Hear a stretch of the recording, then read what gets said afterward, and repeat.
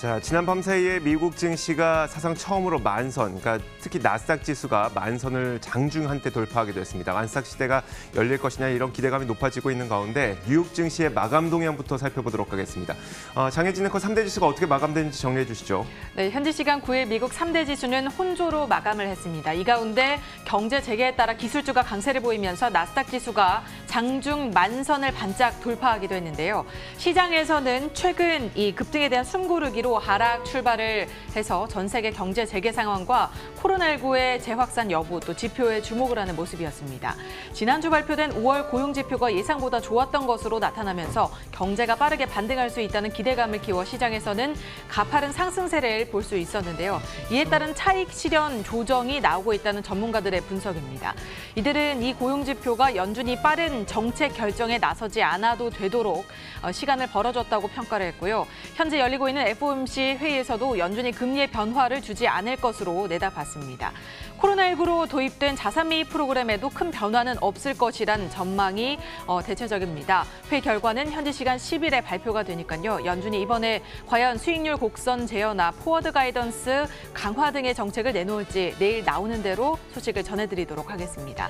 코로나19의 재확산에 대한 부담도 다소 커졌습니다. 월스트리트저널은 미국의 12개 이상 주에서 지난주 코로나19 신규 확진자 증가 속도가 이전 주보다 빨라진 것으로 조사가 됐다고 밝혔습니다. 특히 텍사스주의 입원 환자 수가 두드러졌는데요. 지난달 고점이었던 1,888명보다 많아진 1,935명으로 집계가 됐습니다. 경제활동 재개가 이뤄지고 있는 가운데 인종차별 반대 시위 등이 영향을 미친 것으로 보이고요. 시장에는 또 악재로 작용을 했습니다. 주목할 만한 지표도 이날 나왔는데요. 길리어드 사이언스사에서 원숭이를 대상으로 한 코로나19 실험에서 폐 질환을 방지하는 효과를 보였다는 소식이 전해졌고요. 지난 3, 4월에 코로나19 여파로 급락세를 이어간 미국의 소기업들의 경기 낙관도가 지난달이죠. 5월에 7년 내 최저치에서 반등을 했다는 소식까지 전해지기도 했습니다. 보다 자세한 마감 상황도 확인을 해보시죠. 먼저 다우지수 하락 출발해서 낙폭을 만회하지 못하고 7거래일 만에 하락 반전을 했습니다. 300포인트 넘게 내주면서 27,272포인트에 거래 마쳤습니다. 이어서 장중 만선을 돌파한 나스닥 지수도 함께 보시죠. 나스닥 지수 기술주 강세 힘입어서 반등에 성공을 했는데요. 장중에 깜짝 만선을 돌파하기도 해서 9,953포인트에 소폭 하락하면서 상승폭을 좀 줄이고 마감을 했습니다. 마지막으로 S&P 500 지수까지 확인을 해보시죠. 0.78% 떨어져 3,207포인트 거래 마쳤습니다. 전거래 종가보다 아래 지점에서 출발을 했고 반등에 성공하지 못한 모습이었습니다. 이렇게 3대 지수 혼조로 장을 마감한 가운데 나스닥 지수가 상당히 좋은 흐름을 보여줬는데요. 상품 시장은 어떻나요? 자, 상품 시장 정리해 보도록 하겠습니다. 먼저 국제 유가와 금값 모두 올랐습니다. 안전자산과 위험자산이 동시에 오르는 모습이었는데 일단 경제 재개에 대한 기대감 계속 존재하는 가운데 FOMC 회의가 있다 보니까 이런 유가와 금값이 동시에 오르는 현상이 있었습니다. 자, 먼저 국제 유가부터 살펴보도록 하겠습니다. 지난 밤 사이에는 원유의 감산 기대감이 계속 지속이 되면서 유가는 지난 밤 사이 거의 2% 가까이 올랐습니다. 현재 선물 시장에서는 1.6% 오르면서 38.79달러에 거래가 되고 있고요. 장중 등락폭을 보이고 있긴 합니다만 장 막판에 이게 오름폭을 좀 키우고 있는 그런 상태입니다. 자, 이어서 국제 금값도 살펴보도록 하겠습니다. 금값이 하루 전까지만 하더라도 1,700달러 밑으로 내려가기도 했었는데 다시 한번 이 1,700달러에서 공방을 벌이고 있습니다. 지난 밤 사이에는 1% 정도 오른 채 움직이고 있고요. FOMC 회의를 앞두고 경계 심리가 존재하다 보니까 금값은 올랐다는 분석이 나오고 있습니다. 국제 금값은 지난 밤 사이에 현재 선물 시장에서는 약 1% 가까이 오르면서 거래가 되고 있고요. 1,720.5달러에 움직이고 있습니다. 금리 한번 살펴보도록 하겠습니다. 10년물 국채 금리도 이 FOMC를 앞두고 소폭 경계 심리가 작용을 하고 있는데 0.826%로 소폭 내려간 채 거래가 되고 있고요. 자, 이런 가운데 달러 인덱스, 달러 가치는 지속적인 약세를 좀 기록해주고 있습니다. 0.23% 내리면서 96.39에 현재 움직이고 있습니다. 자, 이렇게 상품 선물 시장 정리해봤습니다. 글로벌 외신 확인하도록 하겠습니다.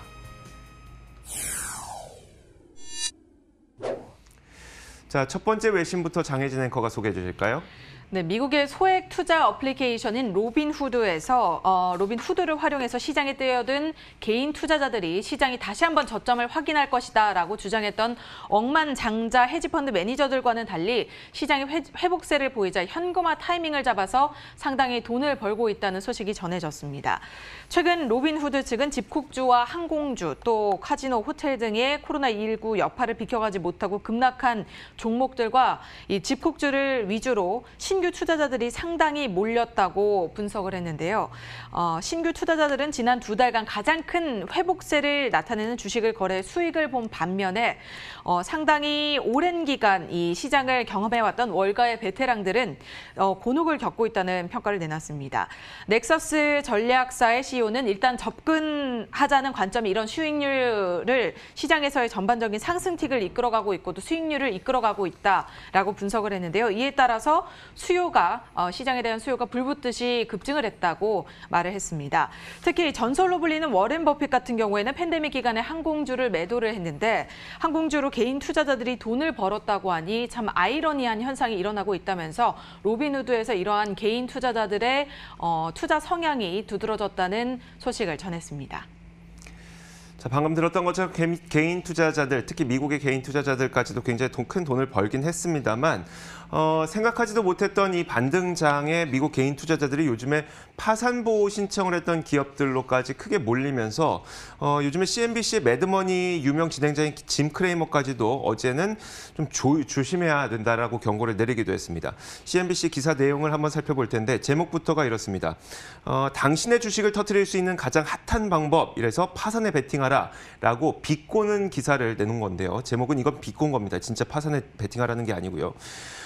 이번 코로나 사태 당시 파산 보호 신청을 했던 기업들이 있죠. 뭐 허츠라든지 제이시페니, 체사피크 에너지 이런 기업들이 적게는 4배에서 많게는 8배까지 크게 아주 단기간에 크게 올랐거든요. 자, 이런 폭등의 주역은 개인 투자자인 것으로 파악이 되고 있습니다. 자, 이 그래프를 한번 보면 빨간색 선이 주가의 움직임이고요. 그리고 초록색 선이 바로 주식을 보유하고 있는 계좌의 수입니다. 주가는 이렇게 급락하는데 계좌의 수가 이렇게 급증했다는 것은 수많은 개인 투자자들이 접근을 했다는 것을 의미하는 거겠죠. 자, 그러다 보니까 블리클리 어드바이저 그룹의 CIO인 피터 부쿠바는 개인의 투기성 자금이 급증했다면서 이럴 거면 차라리 라스베거스가 문을 여는 게 낫다라고 좀 비꼬는 발언을 하기도 했고요. 짐 크레이머도 역시 여기에 대한 주의의 목소리를 냈습니다. 제발 SNS에서 이런 기업들로 돈 벌었다는 얘기에 현혹되지 말라면서 그는 누군가가 트위터에서 허츠나 체사피크로 돈 벌었다고 해도 당신은 그 큰 돈의 주인공이 아니기 때문에 이런 이야기는 절대 현혹되지 말라라는 주의의 경고 메시지를 내놓기도 했습니다. 네, 다음으로 종목 소식 이어갑니다. 미국의 대표적인 백화점 체인 브랜드죠. 메이시스가 정부의 경제 재개로 이달부터 450곳의 매장을 다시 재개장하기로 나섰습니다. 영업 재개 이후에 실적이 우려했던 것보다는 좋았다, 양호하다, 예상보다는 훨씬 더 빠른 속도로 고객들을 되찾고 있다는 소식이 전해지면서 이날 개장 전 거래에서 급등세를 나타내는데요. 하지만 마감 기준으로는 7% 빠지면서 마감을 했습니다. 메이시스는 팬데믹의 영향으로 지난 1분기에 상당 기간 문을 닫게 되면서 매출이 전년 대비 45%나 줄어들 것으로 예상을 하고 있는데요. 분기 손실 역시 주당 2.10달러, 2달러 10센트로 지난해 같은 기간에는 순이익을 기록했었는데 이 순이익은 주당 0.44달러였던 것에 비교해서는 큰 폭으로 줄어든 것으로 나타난다고 평가를 하고 있습니다. 한편 코로나19 위기를 극복하기 위해서 메이시스 측은 약 45억 달러의 신규 자금을 조달했다고 밝히기도 했는데요. 이로써 유동성 자금을 확보해서 충분히 회복 가능하다라는 이런 의견들을 내놓고 있습니다. 메이시스는 오는 7월 1일에 1분기 실적을 발표하게 되는데요. 과연 이 코로나19의 위기에도 불구하고 양호한 실적을 낼 수 있을지 앞으로 어떤 행보를 이어갈지 계속해서 지켜보셔야겠습니다. 자, 애플이 더 이상 맥 컴퓨터에 인텔 칩을 사용하지 않을 것이라는 보도가 있었습니다. 자체 개발 프로세서 칩을 이용할 거라는 건데 이 소식과 함께 도이체방크에서는 지난 밤 사이 애플의 목표 주가를 320달러에서 350달러로 높여 잡으기도 하면서 애플의 주가는 크게 오른 채 마감이 됐습니다. 이 소식은 사실 애플이 공식적으로 발표한 내용은 아니고요. 블룸버그에서 처음으로 전한 내용인데 오는 6월 22일에 열릴 예정인 애플 개발자 컨퍼런스 WWDC에서 이런 내용이 나올 것이라는 전망 기사입니다. 애플은 2007년부터 맥에 인텔 칩을 사용해왔지만 이렇게 될 경우 애플이 신제품을 발표할 때 인텔이 본인들에 맞는 칩을 생산해줄 때까지 좀 기다려야 되고요. 하지만 애플이 자체 개발한 칩을 사용하게 되면 애플만 준비된다면 바로 제품 출시가 가능해집니다. 또 애플은 아이폰과 아이패드를 이용해서 자체 제작 칩을 이미 사용하고 있는 상태이죠. 게다가 요즘 스마트폰과 아이패드는 굉장히 성능이 좋아서 컴퓨터를 거의 능가하고 있습니다.